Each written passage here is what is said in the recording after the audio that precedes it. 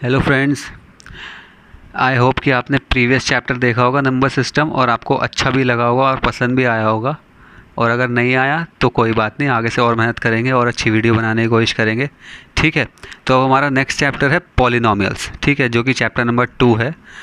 तो अब हम आज इसे पढ़ेंगे, चैप्टर नंबर 2 पॉलिनॉमियल्स। ठीक है, तो टाइम वेस्ट ना करते हुए स्टार्ट करते हैं। हमने 8th क्लास में 2 चैप्टर पढ़े थे। एक तो पढ़ा था algebraic expressions, ALGEBRIC, algebraic expressions. ठीक है, और दूसरा चैप्टर पढ़ा था फैक्टराइजेशन।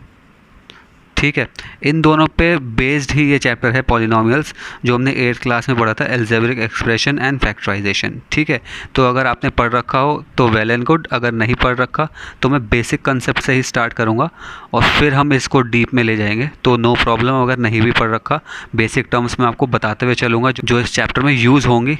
ठीक है, तो बिल्कुल भी घबराना मत, सब बेसिक टर्म्स से शुरू करते हैं एंड लेट्स गेट स्टार्टेड।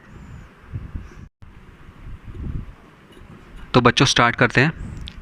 पहली जो हम टर्म पढ़ते हैं वो है कांस्टेंट। ठीक है, अब कांस्टेंट क्या होता है? CONSTANT। ठीक है, कांस्टेंट कोई भी ऐसी वैल्यू होती है जो फिक्स्ड होती है, जिसे हम चेंज नहीं कर सकते, यानी कि फिक्स्ड वैल्यू। ठीक है, इस वैल्यू को हम चेंज नहीं कर सकते, ये वैल्यू फिक्स्ड रहती है। एग्जाम्पल, जैसे अब मैंने लिखा 2। ठीक है, 2 एक कांस्टेंट है, यानी कि इसकी वैल्यू 2 ही रहेगी, आप इसे चेंज नहीं कर सकते। 5 एक कांस्टेंट है, -7 एक कांस्टेंट है, इनकी वैल्यू हम चेंज नहीं कर सकते। ठीक है, ये हो गया हमारा कांस्टेंट। अब देखते हैं नेक्स्ट टर्म क्या है। अब एक टर्म होती है वेरिएबल, VARIABLE। वेरिएबल क्या होता है? वेरिएबल एक ऐसा टर्म होता है जो टाइम टू टाइम चेंज होता रहता है, या फिर जिसकी वैल्यू हम चेंज कर सकते हैं। अब कैसे? सपोज़ मैंने लिया एक वैल्यू x। ठीक है, अब x एक ऐसी वैल्यू है जिसे मैं 2 भी पुट कर सकता हूँ, 3 भी पुट कर सकता हूँ, -1 भी पुट कर सकता हूँ, 0 भी पुट कर सकता हूँ, 10 भी पुट कर सकता हूँ, जो मेरा मन चाहे वो पुट कर सकता हूँ। यानी कि इसकी वैल्यू चेंज होती रहती है। ठीक है, तो जिस चीज़ की वैल्यू चेंज होती रहती है उसे हम कहेंगे वेरिएबल। ठीक है, अब हमने 2 चीज़ें पढ़ ली, कांस्टेंट एंड वेरिएबल। ठीक है, अब ध्यान से सुनो, जब भी मैं कांस्टेंट एंड वेरिएबल में ऐड करूं, सब्ट्रैक्ट करूं, मल्टीप्लाई करूं, डिवाइड करूं, इन चारों में से कोई सा भी ऑपरेशन लगाऊं, ठीक है, तो वो हमारा बन जाता है एक एल्जेब्रिक एक्सप्रेशन। ठीक है, वही बन जाता है हमारा एक एल्जेब्रिक एक्सप्रेशन। अब इसका एग्जाम्पल देखो। सपोज़ मैंने एक कांस्टेंट लिया 2 और उसे x से मल्टीप्लाई कर दिया, तो मेरे पे आंसर आया 2x। तो ये हो गया एक एल्जेब्रिक एक्सप्रेशन। ठीक है, सपोज़ मैंने 2 को मल्टीप्लाई करा x से, फिर x से मल्टीप्लाई करा और फिर ऐड वाला ऑपरेशन लगा दिया, फिर 3 करा एंड मल्टीप्लाई बाय x कर दिया, तो ये हमारे पास क्या आया? 2x² + 3x। तो ये भी हमारा हो गया एक एल्जेब्रिक एक्सप्रेशन। क्या हो गया ये हो गया एक एल्जेब्रिक एक्सप्रेशन। एल्जेब्रिक एक्सप्रेशन यहाँ तक समझ में आया?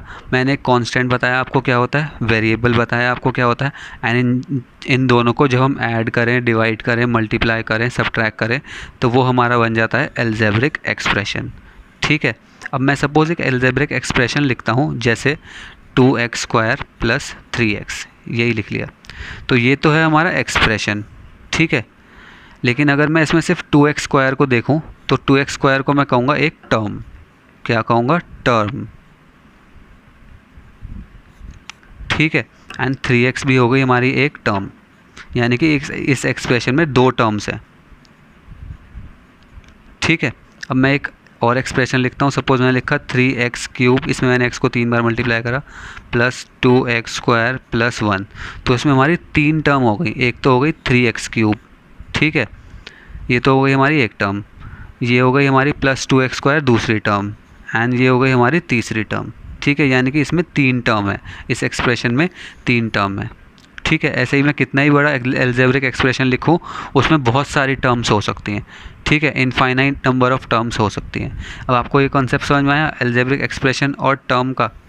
ठीक है, अब इन चीज़ों को यूज़ करते हुए एक चीज़ और देखो। अब हमने अलजेब्रिक एक्सप्रेशन और टर्म्स पढ़ ली, ठीक है। सपोज़ मैंने लिखा 2x, ठीक है, तो ये हमारी एक टर्म है, 2x में तो एक ही टर्म है, क्योंकि मैंने ऐसे नहीं लिखा 2x² + 3x + 1, ठीक है, मैंने सिर्फ 2x लिखा, यानी कि इसमें सिर्फ वन टर्म है। ध्यान से सुनना, वन टर्म, ठीक है। जब किसी भी एक्सप्रेशन में सिर्फ एक टर्म होती है तो उसे हम कहते हैं मोनोनॉमियल। क्या कहते हैं? मोनोनॉमियल, ठीक है, मोनोनॉमियल एक्सप्रेशन। ये समझ में आया? जब किसी भी एक्सप्रेशन में एक सिंगल टर्म होती है तो उसे हम कहते हैं मोनोनॉमियल एक्सप्रेशन। तो अब वन टर्म वाला हो गया हमारा मोनोनॉमियल एक्सप्रेशन। अगर हम इसी में दो टर्म लिखें, यानी कि 2x² + 2x, इसमें है हमारी दो टर्म, ठीक है, तो इसे हम कहेंगे बायनॉमियल एक्सप्रेशन। क्या कहेंगे? बायनॉमियल एक्सप्रेशन, ठीक है।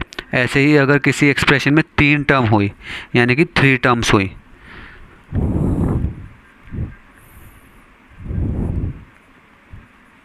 ठीक है, यानी कि 1 टर्म, 2 टर्म, 3 टर्म्स, ऐसे ही किसी एक्सप्रेशन में 3 टर्म हुई तो उसे हम कहेंगे ट्राइनॉमियल एक्सप्रेशन, ठीक है। यानी कि सिंगल टर्म वाला मोनोनॉमियल, 2 टर्म वाला हो गया हमारा बायनॉमियल और 3 टर्म वाला हो गया हमारा ट्राइनॉमियल। अब वैसे ही एक एक्सप्रेशन में इनफाइनाइट नंबर ऑफ टर्म्स हो सकती हैं, ठीक है। ऐसे ही हम सबको नेम तो नहीं दे सकते, इसलिए हमने एक वर्ड निकाला पॉलीनॉमियल। पॉलीनॉमियल, पॉलीनॉमियल मीन्स अगर किसी एक्सप्रेशन में एक या एक से ज़्यादा टर्म हो उसे हम कह सकते हैं पॉलीनॉमियल, ठीक है। यही हमारे चैप्टर का नाम है। अब आपको समझ में आ गया पॉलीनॉमियल क्या होता है, ठीक है। अगर किसी एक्सप्रेशन में एक या एक से ज़्यादा टर्म हो तो उसे हम कह सकते हैं पॉलीनॉमियल, ठीक है। अब मैं आपको डायरेक्ट ही कहता कि 3x³ + 4x² + 4x, ठीक है, ये भी पॉलीनॉमियल है, और मैं आपको कहता 2x² + 2, ये भी पॉलीनॉमियल है, तो आप कहते हैं पागल है ये तो कुछ भी बोले जा रहा है। तो आपको समझ में आ गया होगा कि इसे हम कहते हैं पॉलीनॉमियल। इसे भी पॉलीनॉमियल है, ये भी पॉलीनॉमियल है, ठीक है। अब आप बच्चे मैक्सिमम नंबर ऑफ़ टाइम्स एक ही गलती करते हो मोनोनॉमियल, बायनॉमियल और ट्राइनॉमियल पहचानने में, ठीक है। वो क्वेश्चन देता है और वो उसमें एक ऑप्शन देता है 4, ठीक है, उसने सिर्फ एक नंबर लिखा 4 और पूछा कि ये मोनोनॉमियल है, बायनॉमियल है, ट्राइनॉमियल है या फिर नन ऑफ दीज, इसमें से कोई सा भी नहीं है।